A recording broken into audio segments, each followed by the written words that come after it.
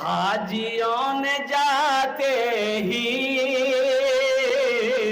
یہ کہا مدینے میں، یہ کہا مدینے میں، حاجیوں نے جاتے ہی یہ کہا مدینے میں، یہ کہا مدینے میں، کیا جو کہیں نہیں پایا، جو کہیں نہیں پایا وہ ملا مدینے میں، جو کہیں نہیں پایا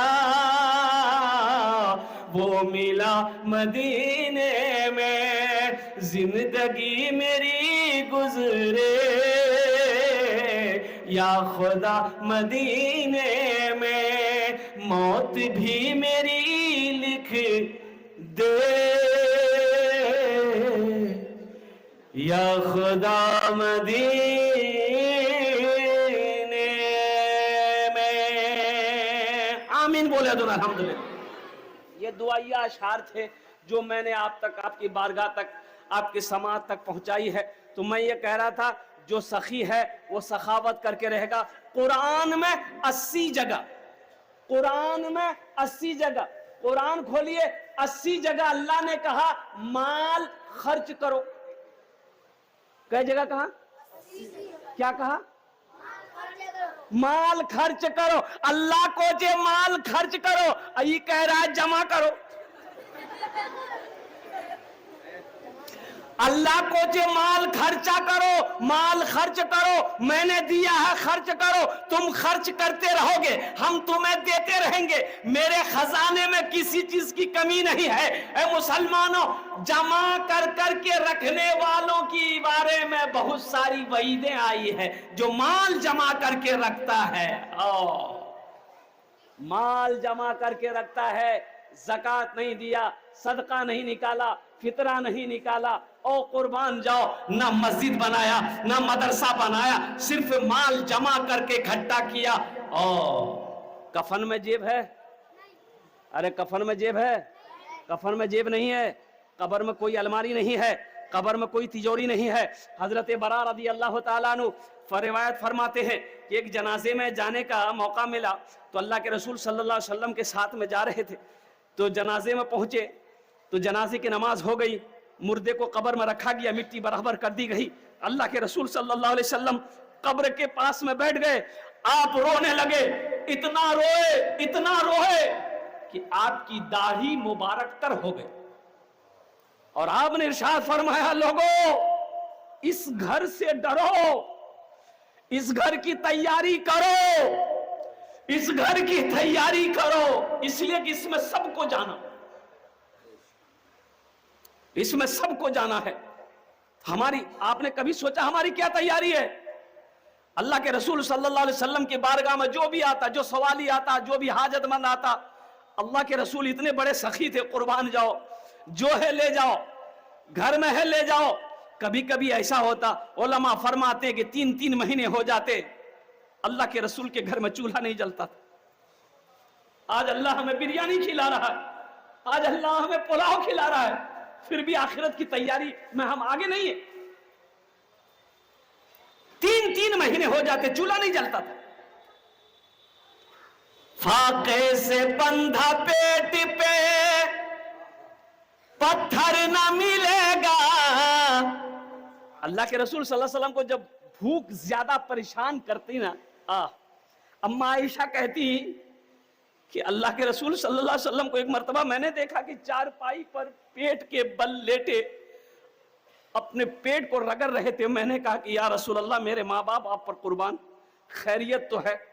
تو اللہ کے رسول نے ارشاد فرمایا عائشہ بھوک پریشان کر رہی، 3 دن سے کچھ کھایا نہیں تھا۔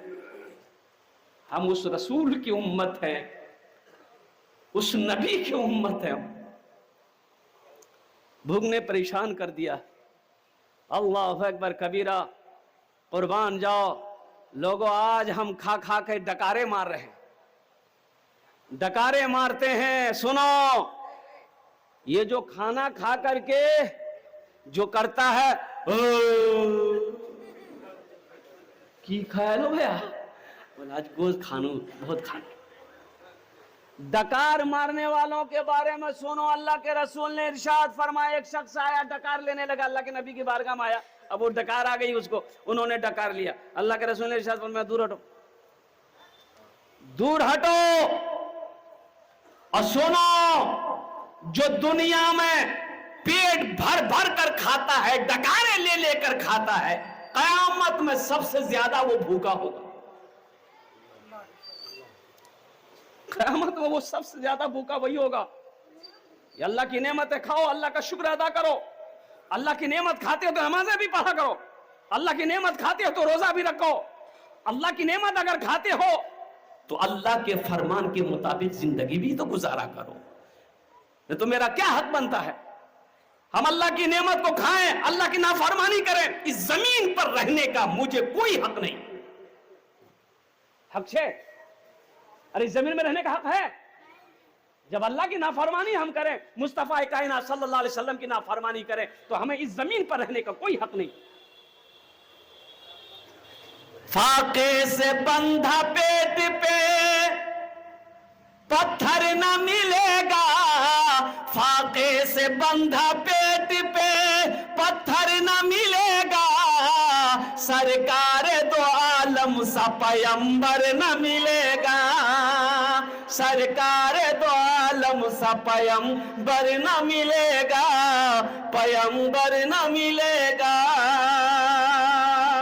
اللہ کے رسول صلی اللہ علیہ وسلم اپنے پاس سے حاجت مند کو، ضرورت مند کو تعاون کرتے، دیتے، بھوکے کو کھانا کھلاتے۔ اور کبھی کبھی ایسا ہوتا، سوالی آ کے کھڑا ہے، پاکٹ میں کچھ نہیں ہے، پاس میں کچھ نہیں ہے، گھر میں کچھ نہیں ہے، گھر میں تو چولہے نہیں جلے ہیں، کئی دن ہو گئے، تو آپ بے چین ہو جاتے کہ میرے دربار سے، میرے دروازے سے کوئی سوالی خالی ہاتھ چلا جائے، یہ ناممکن ہے۔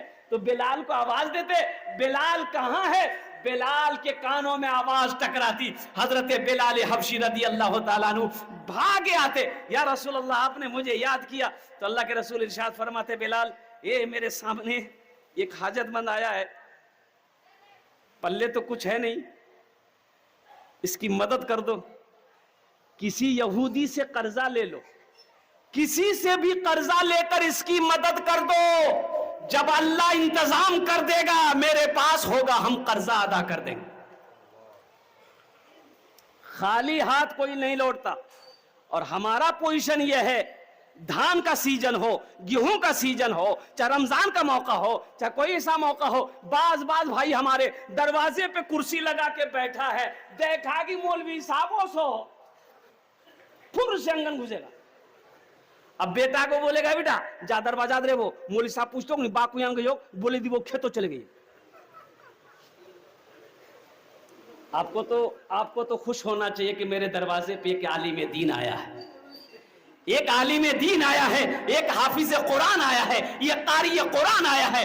اللہ اکبر کبیرہ۔ ارے چندہ دینا نہ دینا دور کی بات ہے، کم از کم یہ گلاس پانی پلا کر چائے پلا کر الحمدللہ اس عالم دین کی اللہ اکبر کبیرہ دعائیں لے لو، اگر ان کی دعائیں لگ گئی اللہ تیری تقدیر بدل دے گا۔